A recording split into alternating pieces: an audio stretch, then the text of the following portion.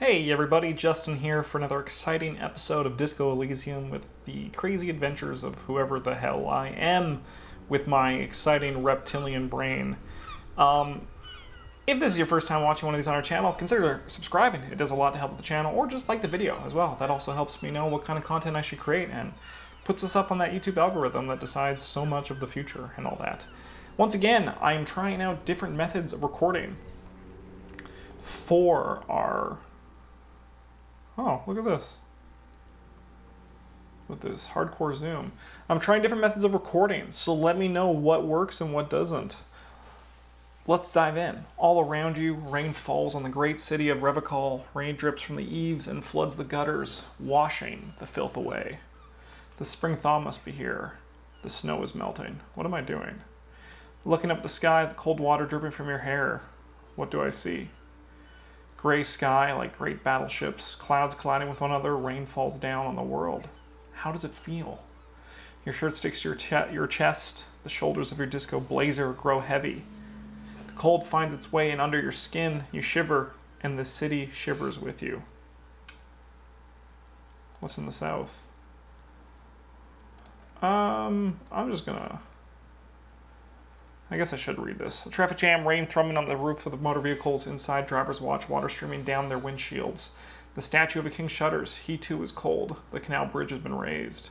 The road ascends. A raised motorway loops above the ghetto. Beneath its concrete columns, a sea of rooftops, woodwork, and tar stretches northward. Four-story buildings as far as the rain can fall. The snows melt in Jamrock. Revachol is the capital of the world.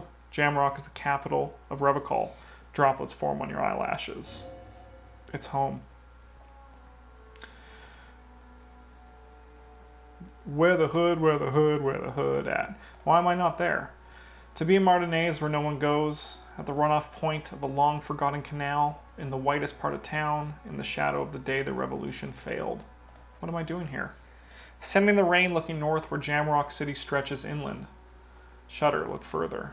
In the rain-swept distance above the rooftops of Jamrock, a repurposed silk mill stands perched above the motorway exit. Precinct 41 hunches in the rain. Satellite officer Jean Vecmar rushes down the precinct stairs, umbrella in hand. It's unopened. He doesn't seem pleased about the spring rain. On the bridge, Officers Torsen and McLean are standing guard. Torsen wears jeans and a fishnet wife-beater. Satellite officer Vecmar passes by, and the young man remarks to him. Where's your homo, homie? What? It's not like that. They're what you call heterosexual life partners. They have a battle-tested relationship, a Bruderbund, if you will. Huh, yeah. He opens his umbrella, but the wind immediately turns it inside out. Heterosexual life partners.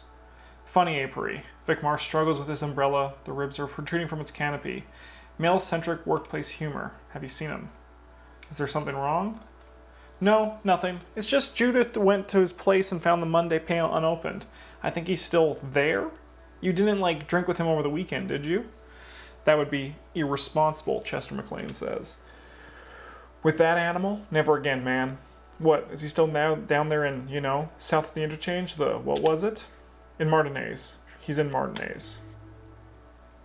Your vision blurs. You wipe your face with your hand. The rain stings your eye. The rain stings your eyes, making you look up and blink. What is to the west? Sheets of rain over the water, a flight of stairs leading into the ocean, wave after wave washing the coast of Martinez with its motorboats and gently swaying reeds. The ruins of a half-sunken sea fort crumble on an inlet. Beyond the bay of Revachol, ghosts rise in the sky. Who are you, ghosts? The skyscrapers of La Delta, the financial district. Faint golden light seeps from the office windows. Will you ever go there? Will I? No. You're just one of the hundreds of thousands who watch them rise across the bay from Martinez every day. Run your fingers through your dampened hair. Your hair is an oily mess flecked with ash from neighboring coal plants. Smokestacks rise somewhere in the distance. What's in the east? The great gates of the industrial harbor are locked. A chill runs down your back.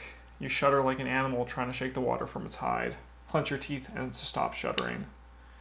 Behind the gates, heaps of supply crates, red and blue metal, shipping containers slick with rain.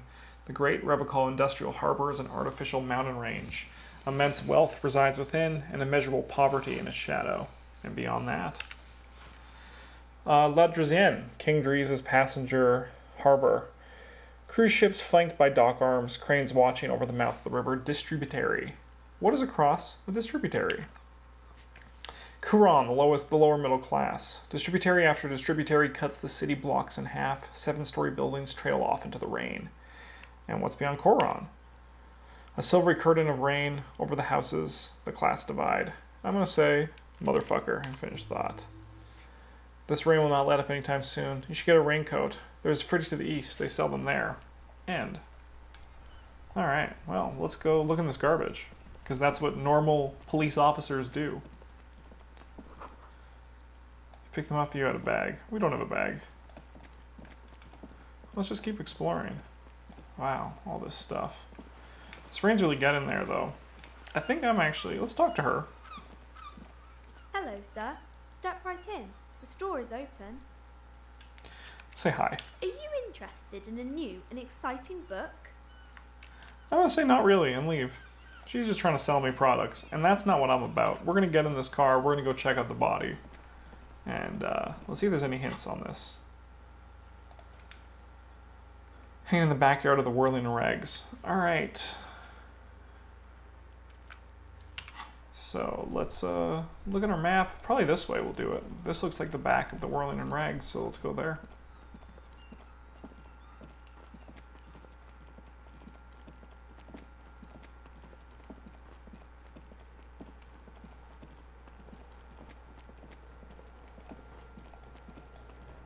Hey.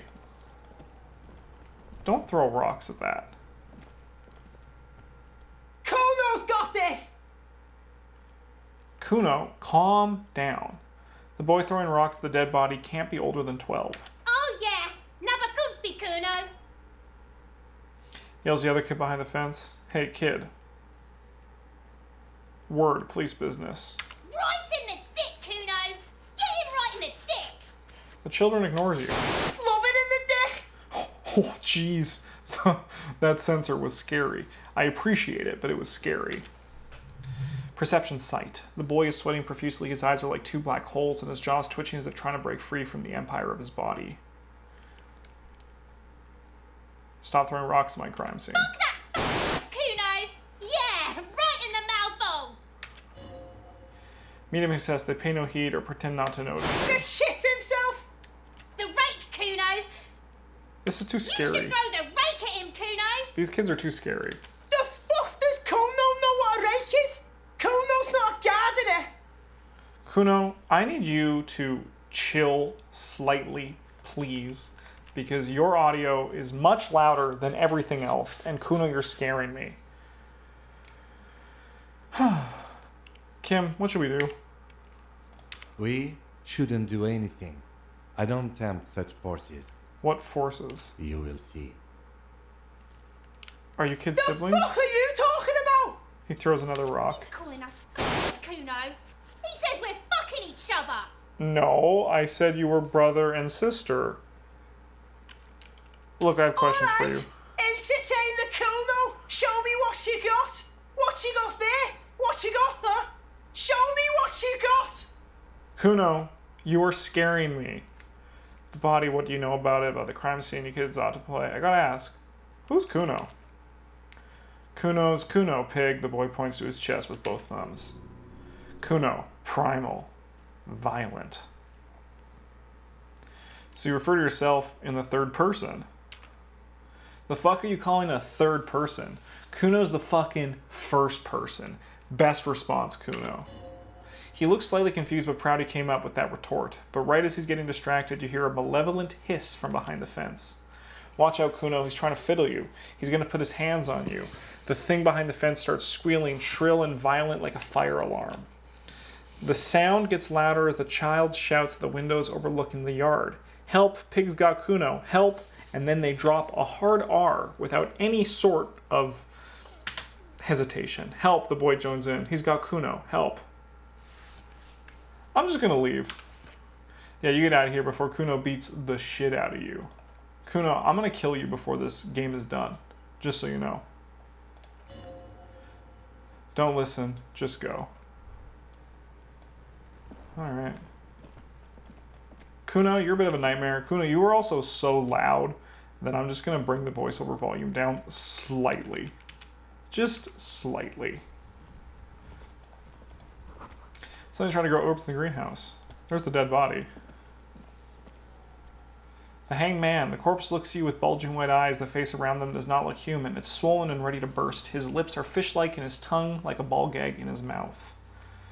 You seem to be holding your breath. Look down.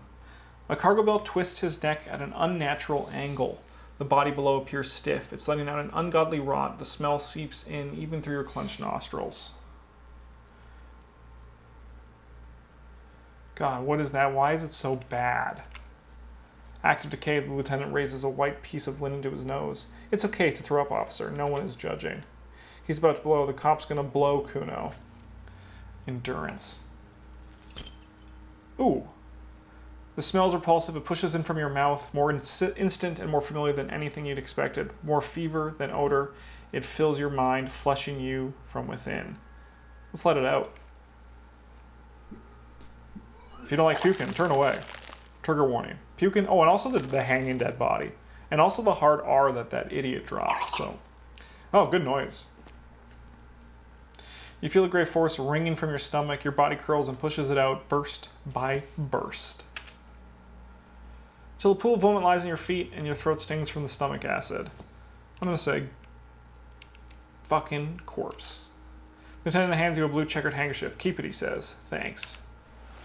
Ah, God, the handkerchief. Chief, the hangover is clearly making this worse for you. You could use some ammonia to clear your head. I'm gonna say, you think ammonia would help? If you can handle the headache, he nods. Some officers use it to deal with the cadaverine odor. I'm gonna say that's how you pronounce it. Okay, where do I get ammonia from? There's Fritty nearby, east of the hostel. They usually have a small apothecary. If they don't, he points to the greenhouse. There's a greenhouse here and a gardener with a wheelbarrow on the corner of the whirling in rags. If she works here, she might have something for the smell. Having the ammonia as a modifier to the endurance check. Modifiers makes checks easier, allowing you to retry them. All right. So they're teaching us the game. What does this want?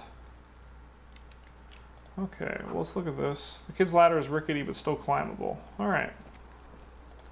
Oh, a green box. Oh. Okay.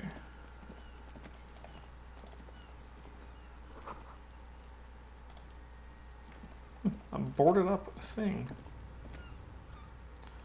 Pile of Eternite.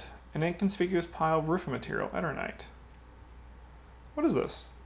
It's nothing. Someone just left some roofing material slanted against an old shack. Okay, we'll leave.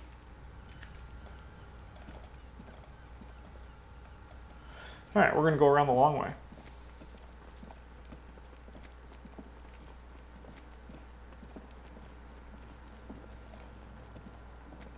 +1 morale. My health is normal. So we got to get to that.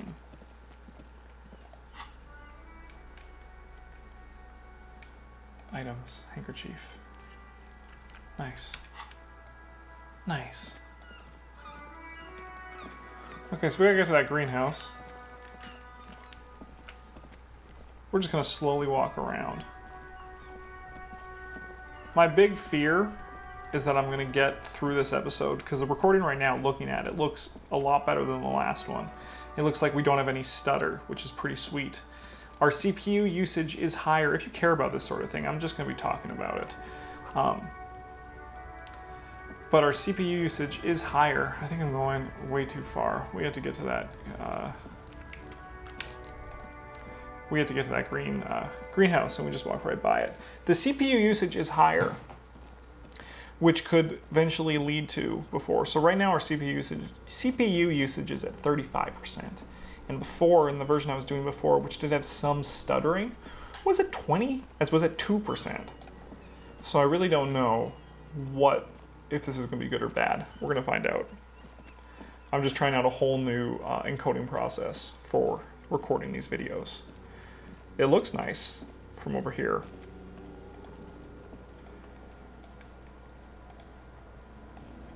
My nice job of messing up my order is... Okay, how do I get through? Is that my puke?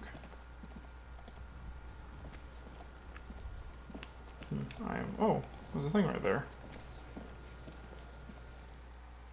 This trash container is locked. The sliding lid is a padlock that is whirling in rags. There's something in there. Not necessarily connected to the case, but still. This body is downwind from there. Maybe you prefer the smell of garbage to the smell of death. Keep the hunch to yourself. It leans in to expect the lock. How do we get the lock open? We can try using a pry bar, or there's one in my motor carriage, or, Lieutenant. Or we can ask for a key from the manager of the whirling rags. He probably has one. Alright. Let's do it. Look, we can run if we double click. I've just saved so much time. This is a learning episode, and we're learning. I do honestly, sincerely hope that everything is going to work out for this recording, because I would love to be able to actually record. We're down to the CPU usage depends on the number of things on the screen. That makes total sense. The encoding process, I don't know if you care about this, but I'm letting everyone know. The encoding process we're using is built to go off CPU. Encyclopedia, by the way, where is home? I have no idea. We've been at this hospital cafeteria for only 3 nights. Where were you before? I don't know. Far away. Up on Marble Hill. Far away. We're gonna go far away. In time or space? Both. That doesn't sound like somewhere you can stay if you run out of money. I could trace the way back somehow to the exact street, the exact number on a building, probably. Thought game, most of a long way home. Ooh, thoughts. You can try. Thought cabinet. This is all very overwhelming for me right now, but we're not going to worry about that yet. We're going to try to get the key into the dumpster. Can I help you? Is the trash container out back yours? Mine? No, it belongs to the whirling and rag. Thank you for clearing that up. Why do you keep the container locked? Why? To keep the hobos and drunks out, that's why. And the neighbors too. They put their trash there and they don't pay for the garbage company. I thought as much. And are you the only party with access to the trash container? Well, yes. Us and the garbage disposal company. It seems a little callous, doesn't it? Something stirs in you. I wonder what this feeling is. Prod at him and find out. We need those keys. What do you need them for?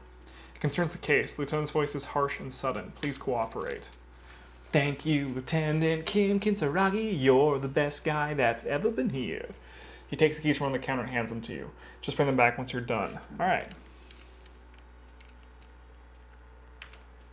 Let's go.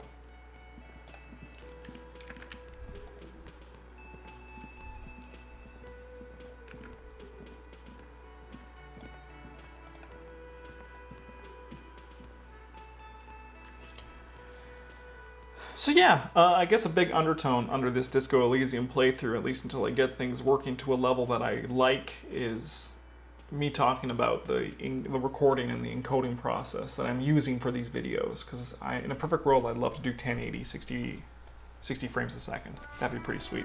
Let's run. You can run, Super Cop.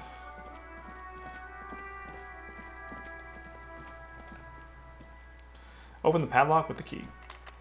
With a well-oiled crack, the lockbox open. It should now be possible to simply raise the lid. Don't. Maybe you shouldn't.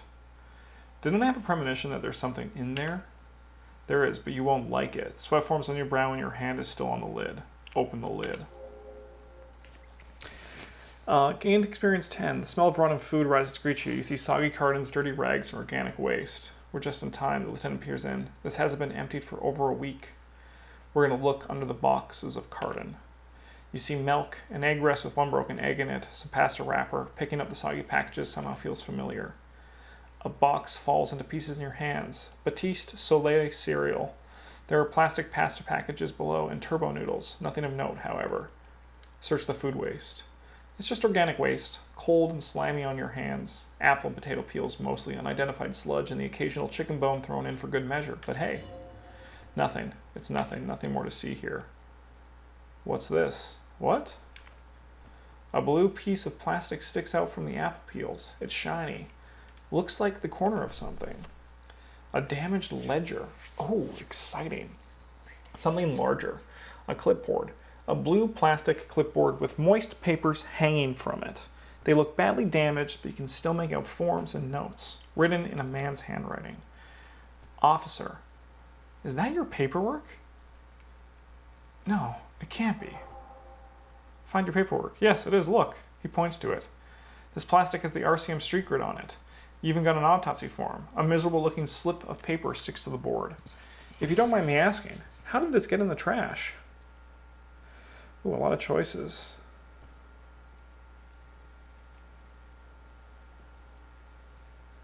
Well, none of these are good answers. None of these are reasonable answers that a human would say to someone. I'm going to say I'd rather not talk about it right now. Understood, he nods, reverting his attention to the caner still stinking in front of you. Be in trouble. If anything, this small moment has made him respect you more. Thank you, authority. I like all these conscience things that are talking to me. It's pretty cool. Pick the rags. Among the threadbare kitchen towels, something catches your eye. A pair of denim trousers. As the legs of the slime-covered jeans begin to unspool from the garbage, a rank corpse smell fills the air. The victim's clothes. Lieutenant smells them. Cadaverine odor is faint. If these belong to the deceased, they were removed when he was still in the early stages of decay. The lieutenant produces a black plastic bag marked evidence from his pocket. Drop them in here, officer. Bag the trousers. Kim quickly searches the jeans. Guitar-marked blue jeans, pockets empty, or emptied. He wore them with a belt too, a wide belt. The loops appeared stretched, but... He looks into the container. The belt is missing. That's it. You see anything else in there? I have another bag here. Something slimy catches your eye. Reach for it. A drab, long-sleeved shirt, olive-colored, appears from the food waste, dripping with pus. Bag the shirt. This is a military-type overgarment. No label or serial number. This is the kind of rib-knit shirt that's worn over light armor to conceal it in an urban scenario. He nods to himself. Anything more? Perception sight. The rest of the rags are just kitchen variety waste, a yellow old mug that catches your eye, but other than that, a thrown-out towel, a mug, that's all. New task. Who put the clothes in the trash? Alright, we should go to guard again and ask if he knows who put the clothes in the trash. It could be as simple as someone from the hostel cleaning the yard, or that one. He nods towards the red-haired boy behind him. I'd advise against confronting that force.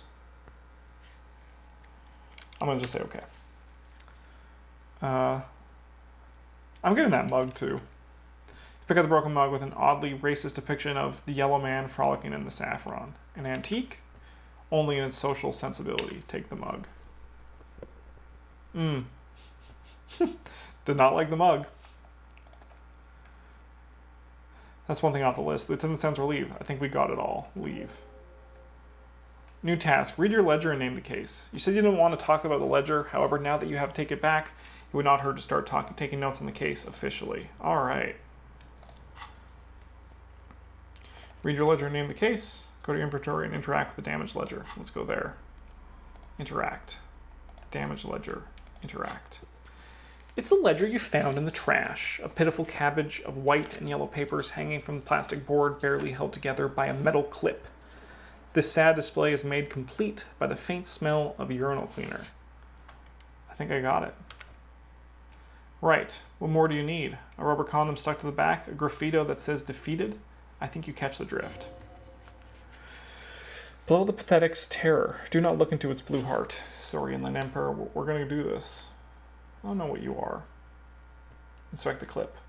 An aluminum block runs the width of the board, biting down on the paperwork. Its crocodile teeth are the only thing keeping the papers together. A regular pencil, the tip worn down to nothing, has been attached to the clip. Enough of the clip. Browse the white pages. They're not exactly white. They're yellowed in patches by sunlight and alcohol and covered in dense blue handwriting. Ink escapes into watercolor patterns, reaching its tendrils across the entire pages. The paper itself is checkered with faint red lines, forming short paragraphs. Once in a while, there's a red stamp that exclaims, "Case files, commit to paper." The case files themselves are plenty. You count more than 100 sodden, crumpled up, earmarked pages falling apart in your hands. They appear to be sufficiently organized and extremely dense, if mostly illegible. What's in there? What are they about? Work, strife, poverty, the Jamrock Quarter. These are handwritten logs of investigations dating back to January 51. This year, the exact number is hard to estimate due to missing pages and an odd naming convention, but there are at least 20, maybe 30 cases, undertaken, not completed, mind you. There's mention of a naming convention here. Yes, it appears you employ a, shall we say, robust yet literary system. Each investigation has its case number written on the margins, yet still more telling, most are accompanied by a name. Oh, my, and they're written in capital letters, too. Yes, all caps. One is called The Next World Mural and the Square Bullet Hole Murders, another yet The Unsolvable Case. Others appear more lighthearted. The guys on a couch in an unexpected location, and the murder at the hookah parlor, even the rare article-free collapsing tenement. Murder features prominently throughout. You like this grimy murdering, don't you? Who is Half-Light? Cool. It's going to take an effort to piece these case files together, but it can be done later, once you're done inspecting them up close. I have to open an official case. Is there room? There is. Precisely one more. 15 pages near the end remain untouched by the damage. The checkered grid forms the structure of passages, breaking the case into subtasks to accomplish. Commit to paper. The task you've completed will flow out of the pen in a brash-free hand, similar to the rest of the letters. The wording comes easily, it's almost robotically simple, a language developed for mental rigor and simplicity. Inspect victim's body. Interview cafeteria manager. Cross out the ones you've already finished. A satisfying slash sounds across the paper. You're done, it seems to say. And you, and you. And a fuck you to you too. That last one cuts a slash right through the paper. Things to be done and things already done, the composition of reality. This is an extremely useful tool for a detective of the citizens' militia. Now all that remains is to name the case. Lieutenant, have you by any chance named our case? No, actually, any ideas? I was going to call it the Hanged Man. So we're going to call it that. Great, that's great. That's actually what I was thinking too. The Hanged Man. Good, strong name. We have a very good name for the case now. Nice. Ooh, he leveled up. New skill point. He flips the page of the notebook. I'm going to start calling it the Hanged Man. It's good we sorted this out. I'm done inspecting these. We're going to put the ledger away. We're going to level up to end this video, I think. So we got this. Let's look at all this. Okay. So we have a skill point.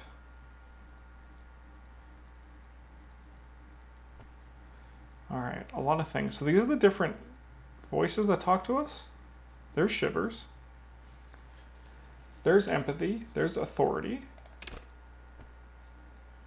Intimidate the public. Assert yourself. Okay, so we have one skill point. So Shivers looks like how we attuned and learnt the city, which was really cool. Half-Light, let the body take control, threaten people. Psyche. We're going to go with Psyche. Hold yourself together, keep your morale up. I think that's going to be kind of important. This stuff I might read outside of a recording, so it's less boring for you guys. Inland Empire, I can't level this up, it looks like. Oh, I actually can. So hunches and guts, feelings, dreams in the waking life. Empathy, understand others, work your mirror neurons, intimidate the public, assert yourself. Connect to Station 41, understand cop culture. Charm men and women, play the puppet master. So logic up here looks like we can only do these things once. We can do these ones once, we can do these ones twice. Can we level these up? I don't think so, not yet. There might be ways, there's this little plus here, but I don't know if that means anything. This one's our king stat, so this one's really good, it looks like. We're just gonna level up Volition, hold yourself together, and keep your morale up. We're gonna accept changes and close. And with that, I'm gonna end this video here, so thanks for watching. The curse of the case, not the curse, the case of that fucker shit himself. Get this kid out of my face. I am nervously going to watch this video immediately after this recording. So these guys are not positive influences on my life. So we're just going to walk over here. I might do a bit of exploring of the area outside of recording. But right now I'm going to watch, see how it is. Thanks for watching. Have a good one. And as always, GG's.